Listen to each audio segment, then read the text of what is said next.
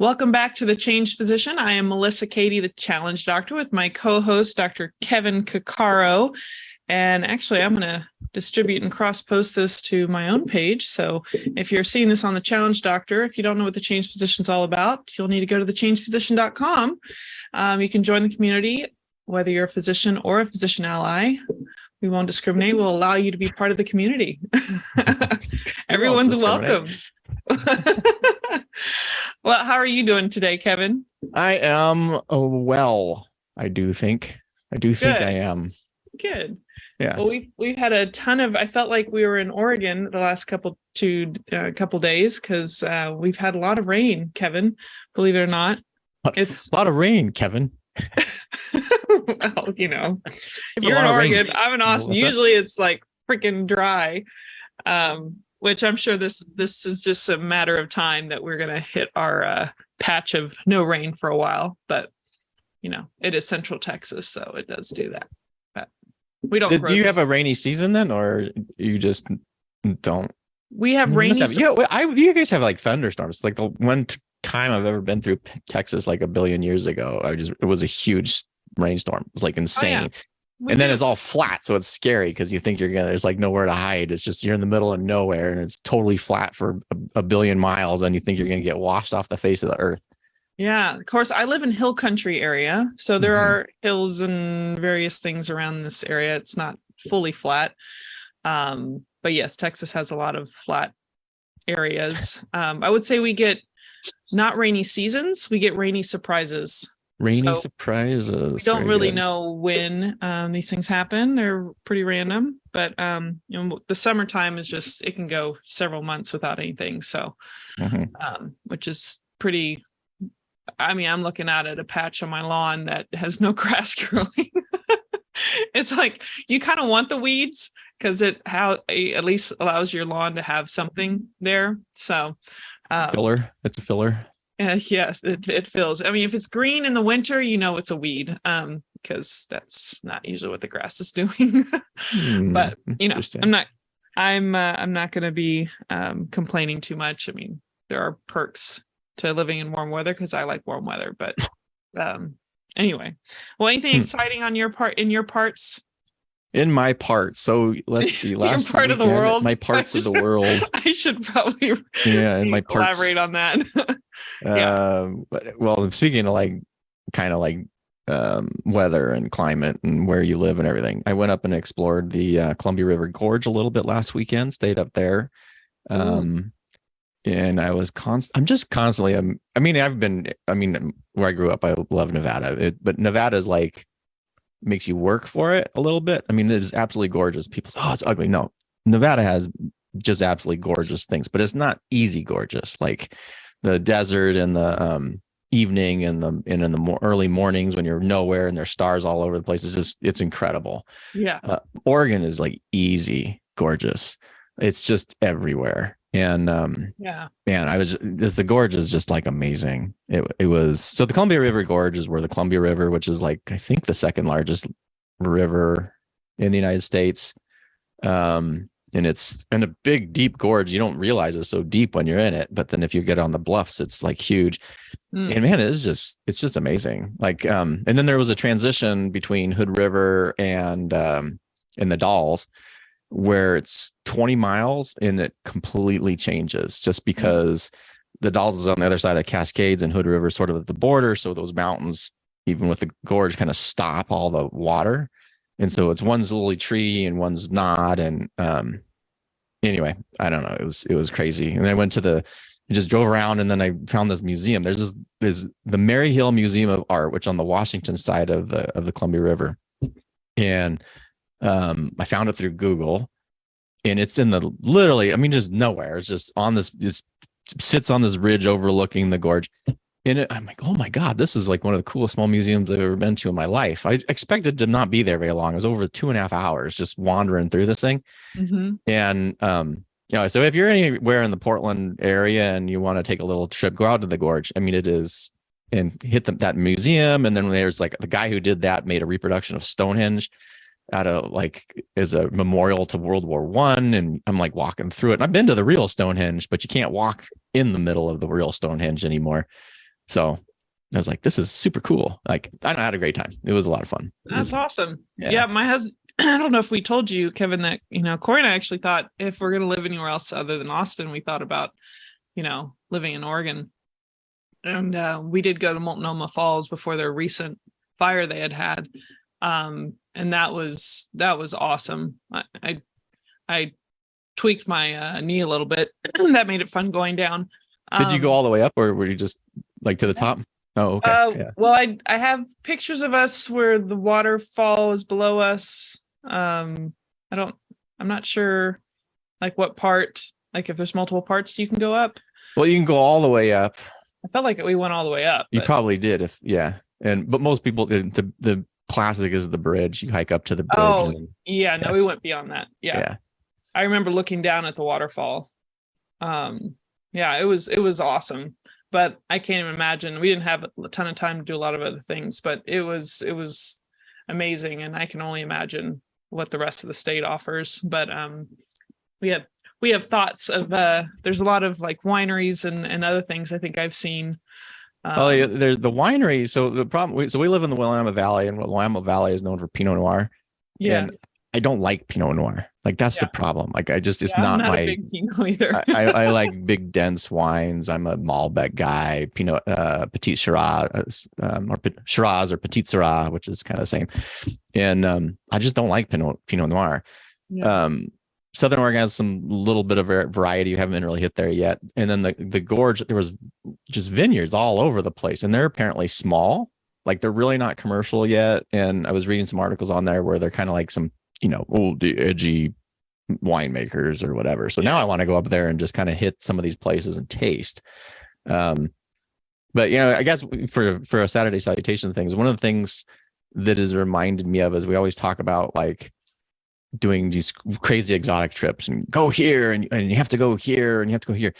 And man, there's really all this stuff like hiding in backyards, like all over the place. And so I am really trying this year to get out and appreciate more that's here.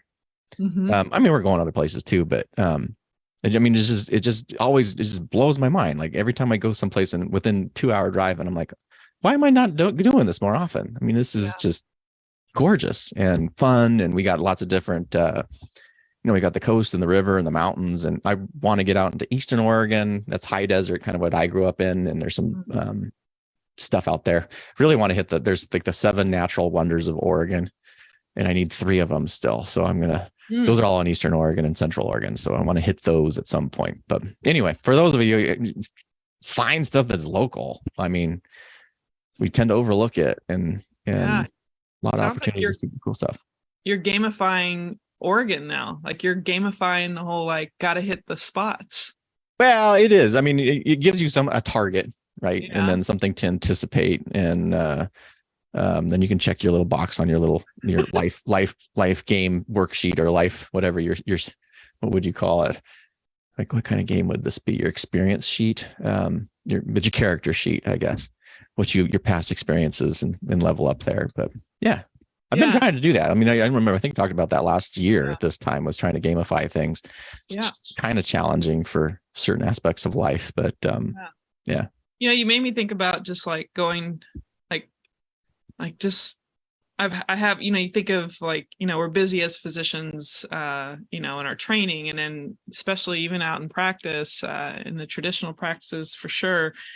And you don't always, we talk about trying to schedule time away, to create that, downtime and whatnot, or adventure, and losing some hobbies because you get so busy. And I just think of like, what is it about? And I'll just think of me versus, even others, like getting to travel or getting away, even though you haven't really experienced your local like adventures you could do. What is it about us that is striving to get away? Is it just to get away from things that you're not happy with? Or is it to create novelty? Or is it to, just go visit some family and friends? Like, what's your take on that? Like, what is it that we are truly doing? Are we escaping from reality, or is it really the thing we're going to that we want? you ever thought about that?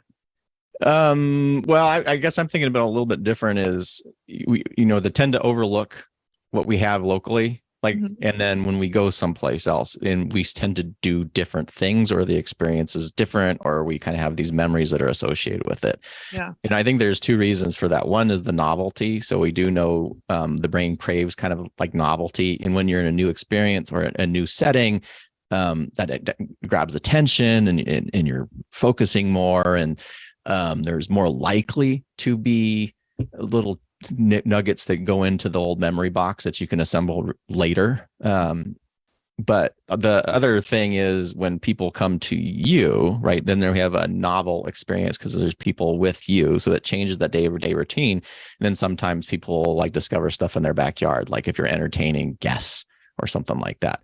But I think the biggest part about it is it kind of skips you off the automaticity track. Yeah. So most of our behavior is so habitual. Yeah. Right. And we tend to do this, and it's controlled by like sort of this subconscious thing. And we're generally not aware of it. Here's the awareness we're going to talk about as usual. So most of these actions are kind of unaware, and we're kind of doing the day-to-day thing, and we're just kind of plugging through. And so that change allows you to jump off automaticity. So if you are changing location, changing your environment, now you have an opportunity to kind of develop new places to pay attention to, new experiences. You're more open to those experiences. So I think that's part of it. And so we're craving the novelty, and then actually getting in a novel environment allows us to sort of experience things differently. There's a lot of this comes from the habit stuff. So if you are trying to change a habit, and particularly one that has, let's just say they're not the most positive habits, that changing an environment is one of the most powerful things that you can do. Or if you move into a new setting, you can also start changing habitual patterns in your life. It is easier once you have done that sort of change. So I think all of that sort of have to play a role with even as simple as a vacation. Yeah. So make that last statement you said makes you think, if you really want to because you think of people outside the US and how they take sabbaticals, or they take like these longer vacations versus like this 1 to 2 week thing. I think of how counterproductive it can be, and how much you rush to get things done in that small period of time when you're coming from the US to go do a quick vacation. Like, do you feel like the amount of time can make a huge impact on its effect on you, maybe realizations, maybe helping you change or see from a different light? Do you think that there's like a certain amount of time that's like more beneficial for people to get away, or to really kind of de-stress, I guess? Well, if you need a vacation from your vacation, then you probably it wasn't a stress reducing vacation. Right. And that happens all the time. Like, I think the biggest one, for like physicians or really, really busy people who have whose job doesn't turn off, right, is the call. So I was talking to a friend of ours. I'm not going to use his name because he hasn't given us permission to do it, but he's busy and he does a lot of stuff, and but he doesn't have an opportunity to decompress on these vacations because of the call schedule, because the way that is all set up. And we might talked about that, I think, with Tilo, about but the fact is that when you have a certain number of calls that you're expected to make for the year, and then anytime you're off, you have to like condense those call schedules. So now all of a sudden you're doing Q2 for the week before you do your vacation. And if you stretch out that vacation, then you come back and maybe you're Q3. Yeah. I mean, it's insane. I mean, it's so I think that's part of it. I do think you can do short trips and they can be really powerful. I think long trips obviously can give you a different experience. I think it really sort of, so it's difficult to say one is better than the other, or extended is better than not. But certainly if you want to get a flavor of a place, I think longer is somewhat better. So let's take Europe, right? So people go to Europe, and you can either go for a week, and you can try to go to a different place every single day. And then you're going to get maybe a broad exposure, but I don't necessarily think you're sort of sampling everything. Right. You're not really going to know much versus you go to a place and you stay in that location for longer, 3, 4, 5, 6 days or whatever, and then maybe kind of strike out from there, you're going to have a much more of a familiarity with the place. Both can be good, but the experiences are going to be completely different if that, so, I don't know if I answered your question, but no, I think it depends, but I definitely feel like for those that everyone's situation is different. If the only way you can maintain your sanity is to take long weekends, because you're in charge so much and you can't somehow offload it to somebody else, and that just keeps your sanity, then that might work for you. But I think if like I'm going to Australia, New Zealand, if I go there, I tend to like to go for some time because they're expensive flights, they're long flights, and doesn't make jet lag. So those things are in consideration. So that makes sense. And yeah, if you really want to explore and I've just met someone who is contemplating, moving somewhere in the Europe area, and they bought a piece of land because they have this vision for their retirement, but they are trying to just like spend more time, just to make sure that they want to build a home on it. Yeah. Like, so you just immerse yourself and get a feeling for, can you imagine the day-to-day life, and that you can build your life around this. So it all depends on what your intentions are, I guess, too. But anyway, I just wanted to bring that up because I think of my husband and I have had this conversation about the reasons that we travel and why I've always loved travel. And I think it's very complicated. It's not just one reason. So, well, yeah. And it's like anything, it's a human experience. So what exactly you enjoy doing? And didn't we just do this in an episode though? Because one thing I think is absolutely key is to not wall off things, like not to preemptively decide that you don't like something. Yeah, keep an just open because. Yeah, keeping an open mind on it, I think, is really, really key, because you really don't know, and travel provides an opportunity to do that. It's an adventure. You don't want to. It's an adventure, and don't be a jerk. Don't be a jerk. Don't I don't know, just because a whole lot, you can be a travel snob. I mean, and that kind of, and we all can be a little bit of travel snobs, but just because everybody does it doesn't necessarily mean it's bad. And just because there's a whole bunch of people, like, okay, the resorts, I'm not a huge all-inclusive person, but going to an all-inclusive resort with the right kind of frame of mind and the right setting can actually be really, really fun. Yeah. Cruises we talked about, like, oh, I don't like cruises, blah, blah, blah. Well, have you ever been on a cruise? No, I just know you don't like it. Well, okay, well, I said the same thing, and then I went on a cruise and I'm like, wow, this was a great experience. So anyway, it's just be open. I think that's the kind of one of the mantras of life, though. Be open to new experiences. Yes. In fact, I was just thinking of discussing, if you have not listened to some of our episodes, you should go check out some recent ones. I'm actually going to pull up our spreadsheet of all of our episodes here, since Google just like shut down all my windows here. Let me see. Today would be the 8th of April. And so tomorrow on my birthday, it'll be releasing some travel experiences that have changed how we travel. So you should take a listen. But this past week, past Sunday, we talked about what you measure matters. That can be in all sorts of things in your life. And we brought back Dr. Paul Thomas on his direct primary care journey in Michigan. I think that's Plum Health, if I'm not mistaken. Very, very good episode. And we'll follow that up with a part 2 this coming up week. So any comments regarding the podcast? No, other than I forgot to say happy birthday for your birthday that's coming tomorrow. Well, thank you. Thank you. Yeah. I'm only 1 year behind you. So the big 5-0 next year. 5-0 is kind of fun. The weirdest thing, always weird thing about age is I just don't, you don't really feel older. At least I don't necessarily feel older, but you are. Mm-hmm. And if you met your younger self, you would probably be like, who is this person? But it's just weird. It is just kind of weird. Yeah. It's the unique human experience, but I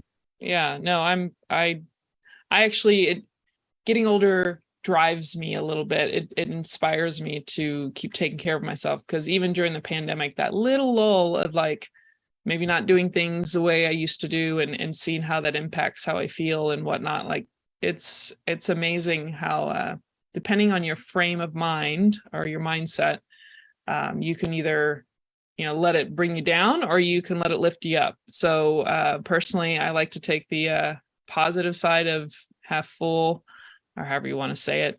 At least the silver lining for me is that I'm still alive at 50 when I know some friends and other people have died before that time frame, and I'm going to be very grateful for the years that I've already had, and so I'm going to try to do something with them.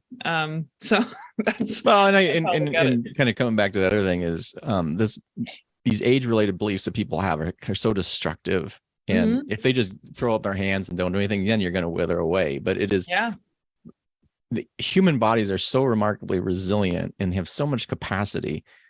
They just require a little extra tune-up, and if you enjoy working out or you enjoy doing these things, then that's fine. I used to always wonder, like, okay, it seems, why is it then when you have so much resiliency when you're younger, and then you don't have as much resiliency? It's slower to recover from things. It's still possible, and you can still grow, and you can still develop muscle hypertrophy and all that stuff, but it's more challenging as you get older. And I came to the conclusion, like, totally not based on anything evolutionary or whatever, but it was like, old people, or your older brain, like the more wise and mature brain, is the only thing that can actually responsibly take care of a body, right? Yes. If you give a baby an old person's body, they wouldn't be able to do anything with it. No. But it's like, at some point your body's like, all right, I've raised you enough. Now it's your opportunity to kind of to take care of me. And I'm like, well, okay, well, we'll do this in partnership. You got me this far. I'm going to work hard to make sure that I keep you this far and have a really great next 50 years. So I'm glad you brought that up, because it's really about, what have you learned up until this point? And is it something serving you? Are you paying attention? Are you building the wisdom, or are you in denial?